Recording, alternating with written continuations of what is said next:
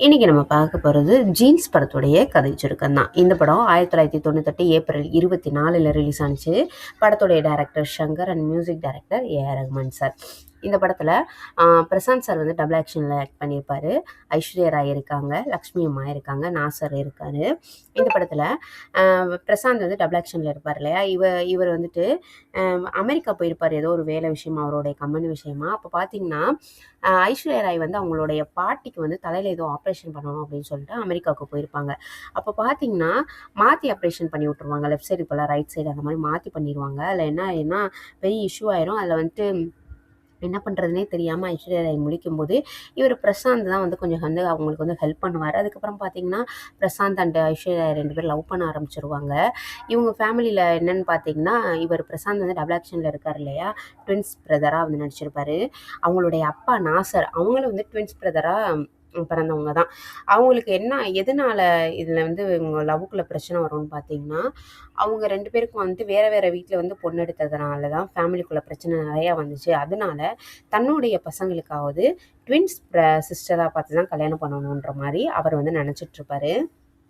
அதில் பார்த்தீங்கன்னா இந்த மாதிரி நார்மலாக போயிட்டுருக்கோம். இதை கேள்விப்பட்டோன்னா ஐஸ்வர்யா ராயும் அவங்களுடைய பாட்டி லக்ஷ்மி அம்மாவும் என்ன பண்ணுவாங்கன்னா, நீங்கள் 2 பேருமே ரொம்ப டீப்பாக தான் லவ் பண்ணுறீங்க, அதனால் வேறு வழி இல்லை, பொய் சொல்லுவோம் அப்படின்னு சொல்லிட்டு 1000 பொய் சொல்லி கூட கல்யாணம் பண்ணலாம் இல்லையா, நம்ம ஒரே ஒரு பொய் சொல்லுவோம் அப்படின்ட்டு என்ன பண்ணிடுவாங்கன்னா, ஐஸ்வர்யா ராயும் வந்து ட்வின்ஸ் சிஸ்டர் தான் அப்படின்ற மாதிரி பொய் சொல்லிடுவாங்க.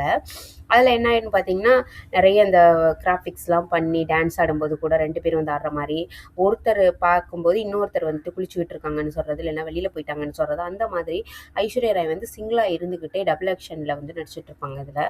அதில் வந்து என்னன்னு பார்த்தீங்கன்னா, இவர் பிரசாந்த்கிட்டையா சொல்லியிருக்கலாம், நான் வந்து நம்ம 2 பேரும் கல்யாணம் பண்ணிக்கிறக்காண்டி இந்த மாதிரி வேணால் சொல்லலாமான்னு கேட்டிருந்தா அவராது ஏதாவது ஐடியா கொடுத்துருப்பாரு. வேணான்னு சொல்லிட்டு ஏதோ ஒரு கம்பல் பண்ணியாவது கல்யாணம் பண்ணியிருந்துருக்கலாம். ஆனால் என்னென்னு பார்த்தீங்கன்னா, இவங்க கொஞ்சம் மாடர்னாக இருப்பாங்க. ஆக்சுவலாக ஃபஸ்ட்டு ஐஸ்வர்யா வந்து மாடர்னாக தான் இருப்பாங்க. அவங்களுடைய தங்கச்சின்னு சொல்லிட்டு ஒருத்தவங்கள வர சொல்லி, அவங்க வந்துட்டு கொஞ்சம் ஹோம்லி கேர்ளாக இருக்கிற மாதிரி ரொம்ப ட்ரெடிஷ்னல் ட்ரெஸ் பண்ணுவாங்க. ஏதாவது அழகு சம்மந்தப்பட்ட பொருட்கள் போடுறா இருந்தாலும் முல்தானி மெட்டி, சந்தனம் அந்த மாதிரி தான் யூஸ் பண்ணுற மாதிரி சொல்லுவாங்க. அந்த மாதிரி ஒரு கேரக்டராக, ஒரு கிராமத்துலேருந்து வர கேரக்டர் மாதிரி அவங்கள கொண்டு வருவாங்க. இது என்னென்னா, அந்த பிரசாந்த் கூட தம்பி இன்னொரு பிரசாந்த் இருக்கார் இல்லையா, அவர் வந்துட்டு அந்த கேரக்டர் ரொம்ப லவ் பண்ண ஆரம்பிச்சிருவார். ஆனால் இவங்க ஏமாத்துன்ற விஷயம் அந்த 2 பிரசாந்துக்குமே வந்து தெரியாது.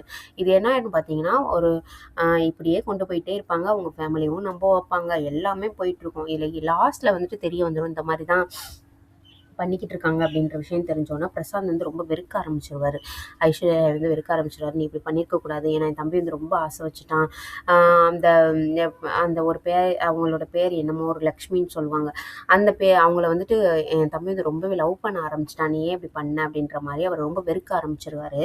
ஆனால் இந்த விஷயத்தை பற்றி லக்ஷ்மி அம்மா போயிட்டு நாசர் அவங்க கிட்ட போய் பேசுவாங்க.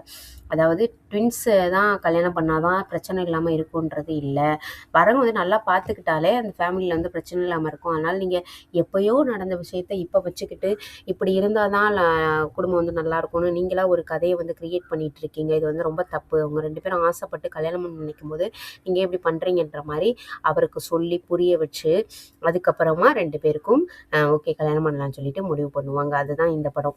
நிறைய பிரச்சனைகளை தாண்டி இவங்களுடைய லவ் வந்து எப்படி சேருது அப்படின்றது தான் இந்த படத்தில் வந்து ஏஆர் ரஹ்மான் சார் மியூசிக் அமைச்சிருக்காரு இல்லையா. இந்த படத்தில் உள்ள பாட்டுகள் ஃபுல்லாமே பயங்கர ஹிட்டுங்க. இப்போ கேட்டால் கூட நம்மளுக்கு அப்படியே எப்படி இப்படிலாம் வந்து பாட்டு எழுதியிருக்காங்க, எழுதுகிற வரிகளாக இருக்கட்டும். அதுவும் ஐஸ்வர்யா ராயோடைய படம் இல்லை, தமிழ் படத்தில் இது வந்துட்டு நல்ல ஒரு ஹிட் கொடுத்த படமாக அமைஞ்சிச்சு இவங்களுக்கு. அப்போ இவங்கள வர்ணிக்கிறதுக்கு இதுக்கு மேலே ஒரு உலகளவியை வர்ணிக்க முடியுமா அப்படின்ற அளவுக்கு, உலகளவின்றதை விட ஒரு பெண்ணை வந்து ஒரு ஆண் இந்தளவுக்கு வர்ணிக்க முடியுமான்ற மாதிரி வரிகளும் எழுதியிருப்பாங்க. எழுதுனது ஒவ்வொரு பாட்டுக்கும் எழுதியிருப்பாங்க. எனக்கு யார் யாருன்னு எனக்கு தெரியலைங்க. ஏஆர் ரஹ்மானோட சாரோட மியூசிக் இருக்கு இல்லையா, அதுதான் பயங்கர ஹைலைட் இந்த படத்தில். அதுவும் இல்லாமல் சங்கர் சார் வந்து எந்த ஒரு படம் எடுத்தாலுமே பயங்கர பிரம்மாண்டமாக எடுத்திருப்பார். அதுவும் இதில் வந்து இந்த 7 அதிசயங்களை வச்சு பாட்டு எழுதியிருப்பாங்க. அந்த அதிசயத்துக்கு அந்த லொக்கேஷனுக்கே போயிட்டு பாட்டெல்லாம் ஷூட் பண்ணியிருப்பாங்க இல்லையா, நீங்கள் எல்லாருமே பார்த்துருப்பீங்க. அது எல்லாமே சூப்பராக பெர்ஃபெக்டாக அமைஞ்சிருக்கும் இந்த படத்தில். பாட்டுகளாக இருக்கட்டும், மற்றபடி லவ் சீன்ஸாக இருக்கட்டும், எல்லாமே நல்ல ஒரு பெர்ஃபெக்டாக அமைஞ்சு நல்ல ஒரு ஹிட் கொடுத்த படமாக இந்த படம் வந்து சங்கர் சாருக்கு அமைஞ்சிச்சு.